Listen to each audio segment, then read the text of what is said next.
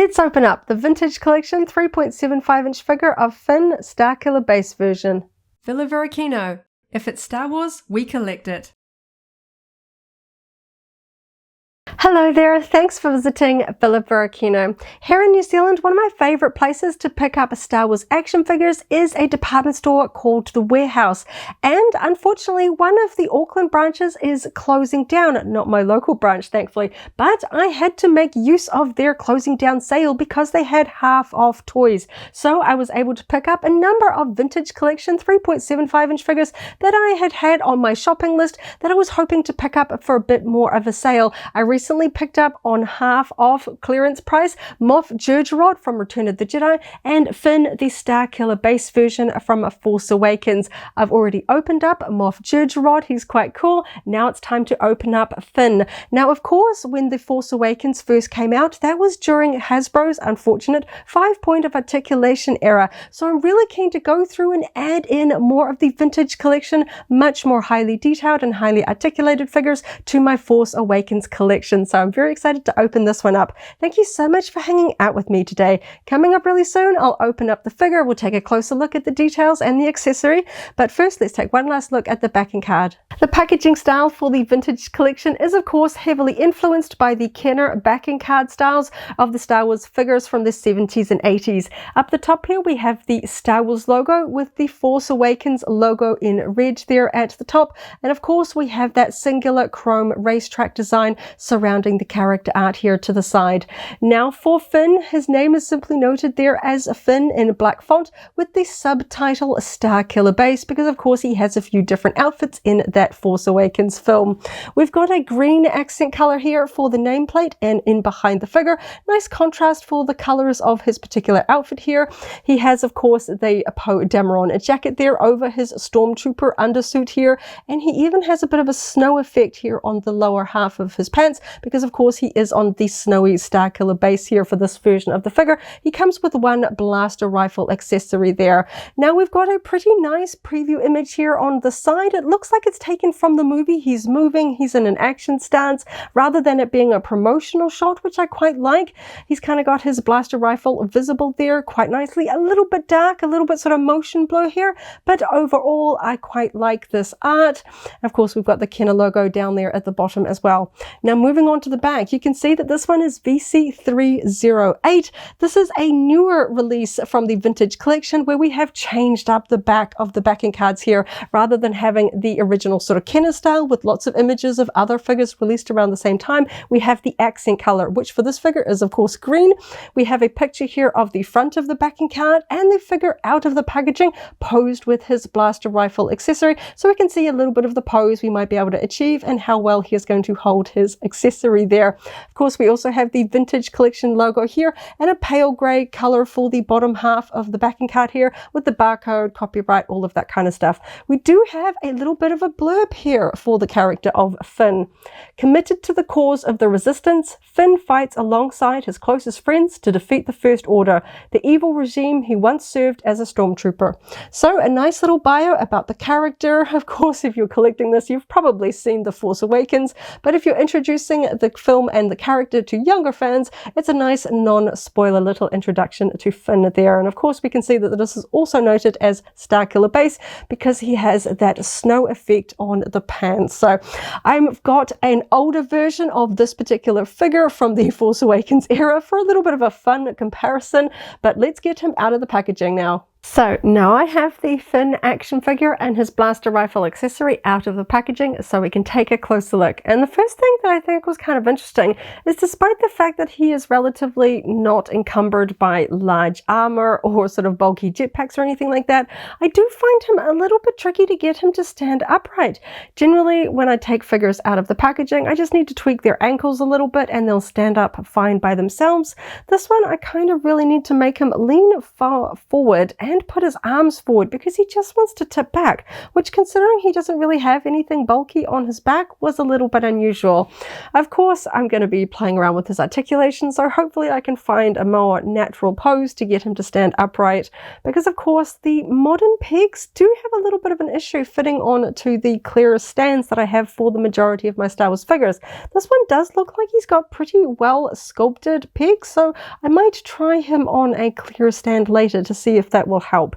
But of course, let's go through the details of the figures. It's kind of fun, of course, opening up a Force Awakens character in January of 2025, because of course in December this year we're going to be celebrating 10 years since the release of The Force Awakens. I can't believe 10 years has gone by so quickly, so it's kind of fun to kick off the anniversary year with a character from that film. So he has got a very good likeness, I think, for Finn, and of course the actor John Boyega, it does look like him. I can see the character. I often, for the really well sculpted figures, if I can sort of hear the dialogue from the film, I can hear the actor's voice, you know, with iconic lines, that's when it sort of really feels like the accuracy is there. And I think that this is a really good sculpt.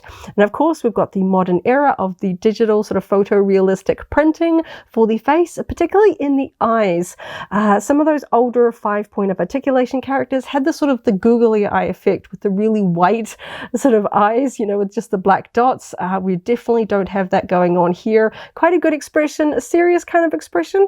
We've also got the sculpted here. We've got some nice painted texture there, and the painting line, because of course the hair is sculpted as part of the head, so we've got a nice sort of definition line here. It's not two parts, it's all one head, but the definition between the sculpting and the paintwork is very nice. It's the black paint for the hair follows along that hairline really tidy. I don't like it when there's sort of gaps where you can see the hair is unpainted, or perhaps the hair color has traveled onto the face, so no worries there. So we will check out articulation shortly, but let's go through the rest of the sort of sculpting and paint details. So of course, something that's a little bit tricky for characters like Finn that doesn't have a really large visible belt is the articulation point through the torso is not really well hidden.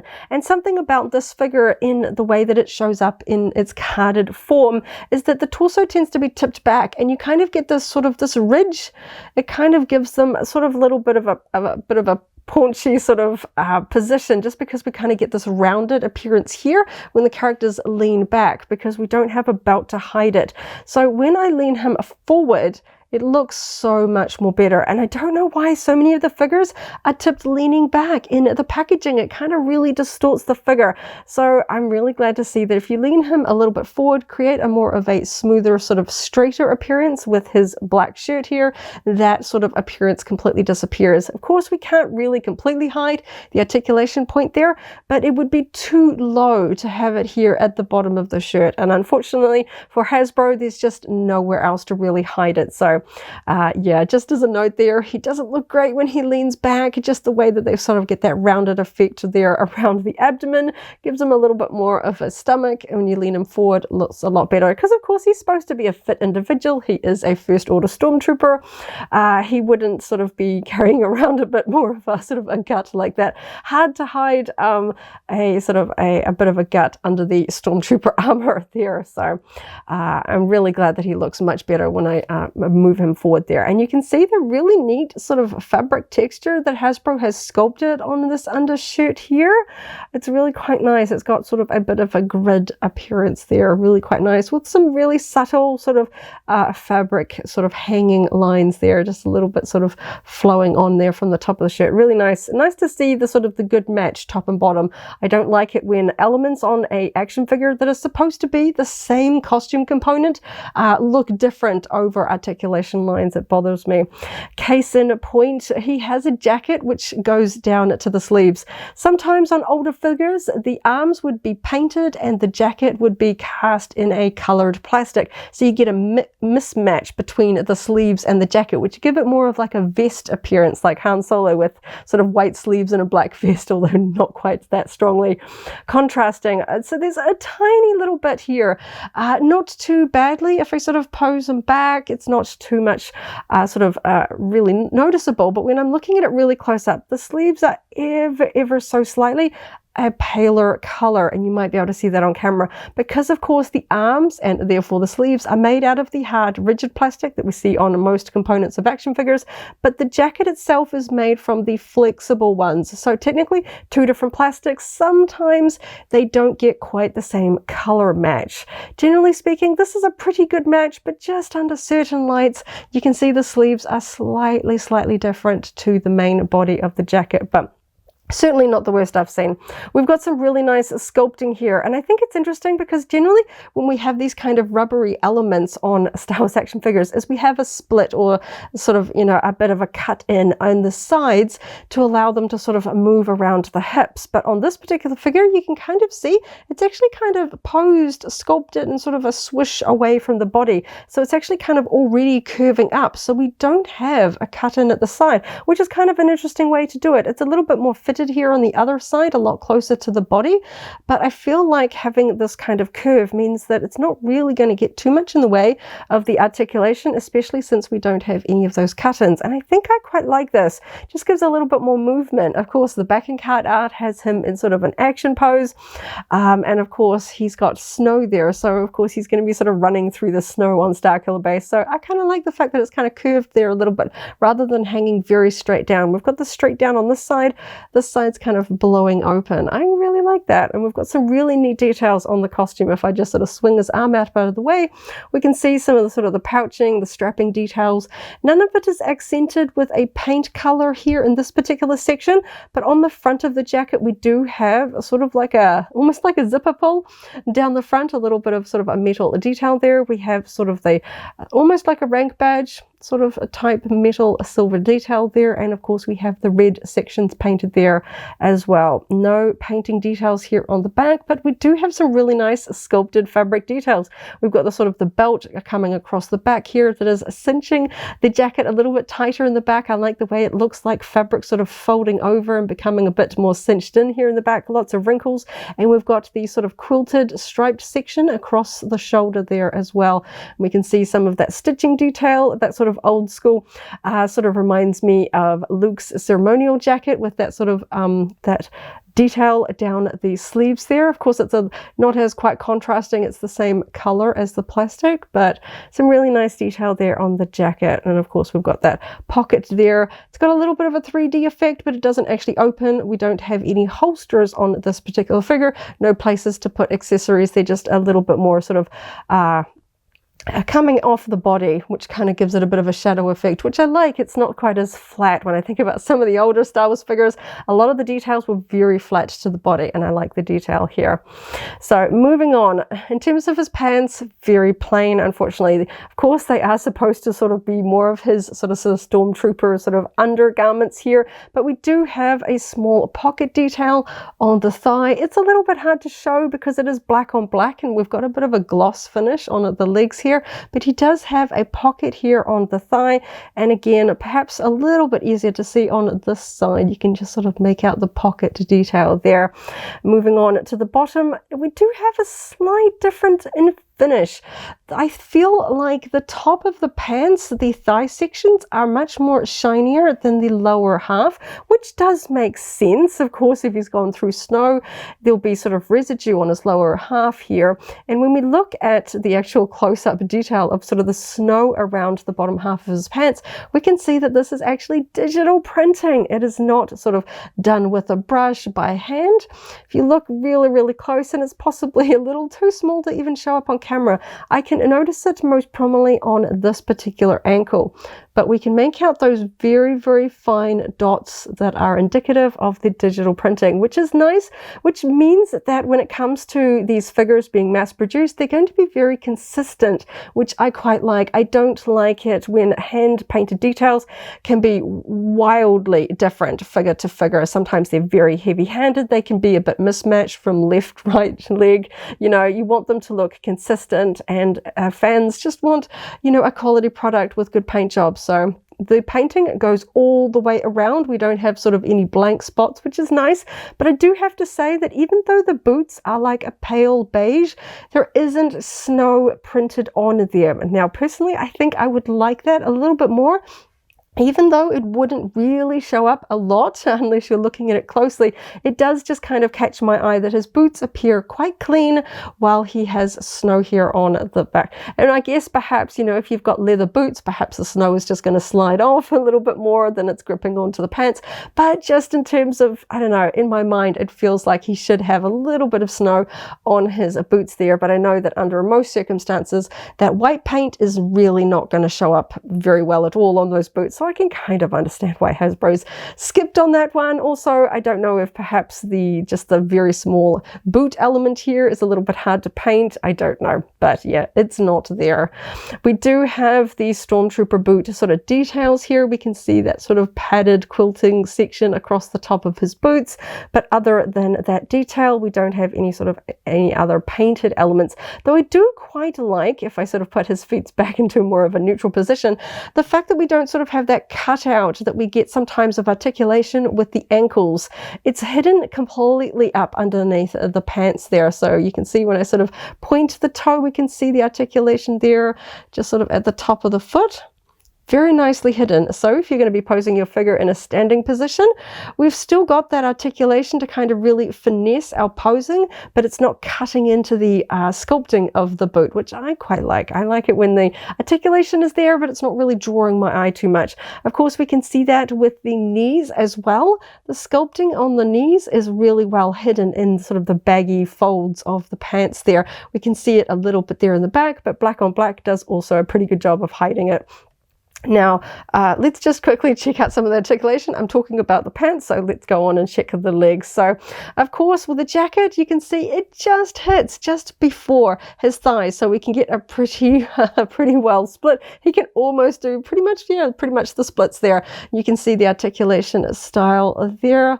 We can see those sort of sections there. So, nice and easy. Now, just taking a quick look, I thought they might have done that sort of swivel point where it cuts across at the top of the thighs, because we do have pouches with lines. I felt like perhaps that would be a good place to hide it, but he doesn't. There are no sort of cuts in there. So if we want to swivel, that's going to be at the top hip joint. As you can see there, I can just grab the whole thigh and swivel that around rather than it being at that point there. So one less articulation point, but I don't think he really needs it. He is very fluid through the legs, nice and easy. He's got a good range of motion here. In terms of his knees to the back, not quite as high as other figures. We do have a bit of sort of that sculpting in the back of the thigh, just kind of hitting. I can get to the leg to about there. In terms of the ankle, the flare on the back of the pants is hitting on the boots to about there, so it's not quite full point, but I've still got an impressive range of motion, not to the front very much, because of course that pant plastic is hitting on the front of the shoe there as well. But about what I need to get Finn into some interesting poses. Now, it's a little bit tricky because the shirt is connected to the sort of the waistband section here of his pants, so it doesn't actually rotate or have any articulation here, where oftentimes we do have a waistband and articulation point. So if we want to turn a Finn sort of at sort of a side to side motion, that is going to be at that mid torso point there. So he can turn there. Sometimes if you turn them all the way around, it looks a little bit odd because his hips are still facing completely forward. But yeah, I do understand that this is a really low point here in terms of the sculpting. Very, very close. I think it would be too close, particularly at these edges here with the hips, to have any articulation there. So I don't mind that. And he's got some really good movement. Not clicky. He's not snapping back to center. So he is holding his pose. I can get him all the way around. Not that I'm going to do that, but yes, nice and easy. And I do like the way that he does lean forward there, and it just kind of hides that join there a little bit. Did a little bit of testing here on his arms here. Now, this is one of the elements I'm not a fan of so much, particularly when it really does look like the sort of the jacket torso section. I can see the color underneath. Now, that shouldn't happen if this was a real jacket. Of course, I would be seeing the color of the jacket. There wouldn't be this sort of hole underneath. But because he's got sort of this rubbery section here, it's cut a little bit wider around the sort of shoulder section here. So I can see the dark black of his sort of t-shirt undersuit here underneath, which I'm generally not as fond of. It means if you're going to sort of lift their arm, it does look like a vest because it's floating separately to the sleeve. sleeves. If you've got his arms down, you're not going to notice that quite as much, and it's not quite as noticeable on this side as it is to the other side. Maybe you can sort of wrestle the jacket sort of section around, perhaps get it into a slightly different position, but it is a bit unfortunate that we can see this one's a much better fit. This one, we've just got a little bit too much extra around there, but I understand how they're going to sort of assemble the toys means that these elements are sort of put on separately, and then the arms and everything like that, but it's just a bit of a shame. I do know that having that sort of flexible fabric for the jacket means that we've got that nice movement through the middle of the torso, and we've got nothing really getting in the way of movement around the hips, so bit of a trade-off there, I suppose. Now, something I noted when I got this one out of the thing is his head was really stiff. I've only just managed to finally get him to move there. He was just a really bit tight there, but once I've got him moving, not too much back and forth, you can just kind of see that they're very minimal, but side to side a little bit better there. There is a small black mark on his neck when I turn his head to the side, so I feel like perhaps some paint from his hair or something like that has transferred perhaps around the bottom of his chin. But if he's facing forward, I don't see it. It's just when I tip his head to the side, I can see that mark on his neck there. So hopefully that's not going to be too much an issue. Perhaps I will pose him with his face sort of tipping more this side. But yeah, that's basically the only small mark, the sort of misalignment of paint. Now let's take a look at his hands. So this one, we have it sort of articulated at the sort of the heel of the hand. So it's going to rotate sort of up and down. And we can see that he doesn't really have an extended trigger finger. All of his fingers are together with just that separation there for the thumb. Same on the other hand. This one here has that same sort of up and down motion there. We don't have the side to side rocking on either of these hands. Now looking up really close, we do have a little bit of extra plastic sort of pointing off some of his fingers, gives him a little bit of a pointy fingernail effect there. Very, very small, but I did just notice that. But in terms of the overall figure, it's pretty much as you see him in the packaging. I think the articulation is good. I'm hoping that I can get him into a bit more of a steady position. You can see he kind of looks straight, but he's just falling straight back. It's just a little bit odd. So even when I'm leaning him forward, might be my particular figure, but he's just taking a little bit more work. You can see how much I'd sort of hunch him forward to get him to sort of stand upright, and he's still not particularly stable. So definitely going to have to play around with his sort of posing there. At least he's got some really good articulation points. He's going to be one of those ones I feel like he's going to fight me a little bit trying to get him to stand up straight. Maybe those peg holes will work on one of the peg stands that I've got on hand. So let's take a quick look at his blaster rifle accessory. This is a real standout piece. I was quite impressed with it. So we can see that it's made out of sort of a mid to dark grey plastic, but it's got some fantastic paint applications on it. I'm really only seeing the paint here at the sort of emitter section here, where we can see that dark color coming through. The rest of it is painted in a metallic silver and metallic gold. We've got a really interesting two-tone metallic finish on both sides, and we also have some digital blueprinting as well.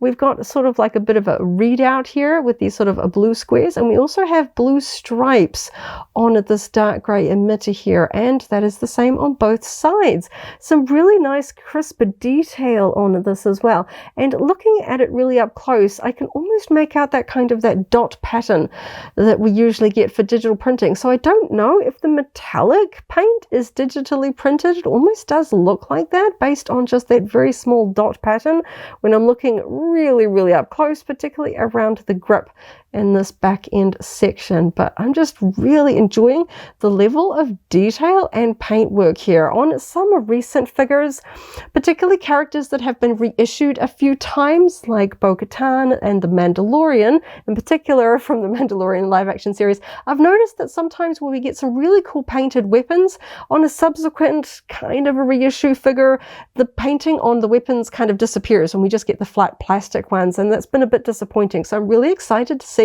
a really nice paint job on an accessory for a figure here. There's like 3 different colors and some really fine detail works. Just really nice to see. So of course we can see that this one doesn't actually have a trigger guard. It's just the grip, and then we've just kind of got this area here. So because Finn doesn't have an extended finger, that's not a finger, it's not really going to matter too much because we don't have to hook it into a grip there. So I'm just hoping that we can get it into his hand. Nice. And yeah, so he doesn't need that extended figure. He's just holding on to the grip nicely there. So now this finger over here, because we've got that little bit of extra plastic, might be a bit tricky to get him into a two-handed pose. And I didn't actually check that in terms of the articulation. Some figures not great at getting their elbows tight to the body. Because of course the figure on the back of the backing card is simply holding a blaster out to his side. He's not doing it in a two-handed pose. So I'm just going to see if I can get his, sometimes the thumbs don't want to loosen up around the blaster, and this one's got a little bit of that extra plastic there. So I'm not quite sure how well Finn is going to hold this in a two-handed position. Let's give it a go. Okay, there we go. That wasn't too hard. Worked a little bit better to try and get this hand a little bit loosened up so he could hold on to the sort of the end there. It's going to pull a little bit out of his hand, but again, this is just really quick. I'm certainly going to take a bit of time to work on opposing him, particularly with that sort of toppling over. It's probably definitely not going to help putting a blaster rifle in his hand. Hopefully, maybe that'll help balance him out a little bit. He still wants to tip to the back, even though I've got his arms out the front. He's a tricky one. But in terms of the actual detail of the figure, I think he looks really cool. So I mentioned earlier on that I had an older figure of Finn. So I'm just going to quickly take that blaster pistol out of his hand because I get the feeling he's going to drop it. But I just wanted to take a quick look. So of course this one was released back during the first wave of figures from the Force Awakens. He is a 5-point of articulation. He articulates at the hips here and at the arms and a little bit at the head as well. So he does not have any joins at the ankles or the knees or anything like that, which for certain characters, certain figures, it doesn't bother me too much. But in the modern era of the vintage collection, it really does start to stand out for some characters like this. So of course, something that I think this particular figure does very well is the fact that we've got that completely smooth shirt, nothing interrupting the sculpting there. But he just doesn't move side to side. We don't have any of that functionality. Interesting to see. The jacket is a completely different color. Of course, these older ones did have peg holes on the back because they had those weird sort of play style big accessory jetpacks, all the kind of the extra nonsense for younger kids to fire big missiles. We don't need that as adult collectors, of course. But yes, the color of the jacket, very different. So we can see some of the sculpting details. We can see the way that the sort of jacket comes together in the back. We can see that echoed there. And of course, one of the big upgrades from the vintage collection, even from older vintage collection figures, is the advancements Hasbro has done in terms of sculpting and the digital face printing. So of course, on this older 5-point of articulation, we've got that sort of googly eye effect going on there with those white eyes and just the actual sort of sculpting of the face. It's a little bit rounder in the face, it still looks like Finn, but not so accurate, especially when we go and compare it next to the vintage collection there. Much more finer detail around the eyes, and it just looks more like John Boyega, which is really nice to see. But yeah, now that I see these two side by side, you know, I've had this one on my shelf for a long time. I'm quite nostalgic about it. It's been 10 years. But yeah, I'm never going to get rid of figures that have been in my collection for, you know, any period of time. But he's probably going to go a little bit more to the back of my action figure scene. And because, of course, Finn is a main character from Force Awakens, I'm really happy that I've now got a much more upgraded version to put in the foreground of my display. I can put him in some cool poses. And I really like that painting of the snow at the ankles. Just adds it a little bit different. I know that that means that Hasbro could potentially give us a Jakku version, which is simply this one with a slightly different backing card and no snow, because it's pretty much the same outfit. I know that this figure was generally advertised as being Finn on Jakku. So who knows, maybe we'll see this one just without the snow, but I like the fact that it's a little bit different to the older versions. It feels different, and I really like the details. It's about what I would expect from the vintage collection. Really nice figure. In saying that, of course, I did pick this one up for half price. He is not hard to find here in New Zealand. There are still many figures from this wave in particular. I'm not sure why, around that sort of Clone Trooper, Count Dooku, Cassian, and Finn. A lot of those figures, I guess we just got more cases than normal, and they were actually actually fairly easy to find, even the clone troopers. So I knew that I didn't have to rush out and pay full price for him, but getting him half off, that was certainly a real delight because he's a nice figure, a main character, and I do like to upgrade my figures where I can with, you know, the modern vintage collection with the high increase in terms of the detail, the paintwork, and the articulation. So really great figure, nothing really to point out as being too annoying, just the fact that he's not standing up very well. So I'm just going to quickly take this one off the base. You can see the peg holes that we had on those older ones because I just want to quickly check to see if this one will actually fit. Okay, so he actually has pretty good peg holes. I've noticed a lot of my modern vintage collection figures are just not fitting on the peg holes, and it's not going down all the way, but that is actually enough to make him stand up. So he might be a candidate for putting on a stand there because I'm just really struggling, and I don't want to put them in distorted poses just to keep them upright. So yeah, he does fit, which is really nice. That'll solve a lot of issues when it comes to the posing. So this has been a really fun look at the Finn Starkiller Base figure from the vintage collection line. Thank you so much for hanging out with me today as I opened up another Star Wars action figure and had a lot of fun checking out the details and doing a bit of a nostalgic look back at a previous version of the figure there. I hope you have a wonderful morning, afternoon, or evening wherever you are in the galaxy, and let's hang out again really soon for more Star Wars fun. May the Force be with you. If you're a vintage collection fan, I've also opened up the Captain Cassian Andor figure, VC308. That video is linked here in case you haven't already seen it, as well as a whole vintage collection playlist. This is the way.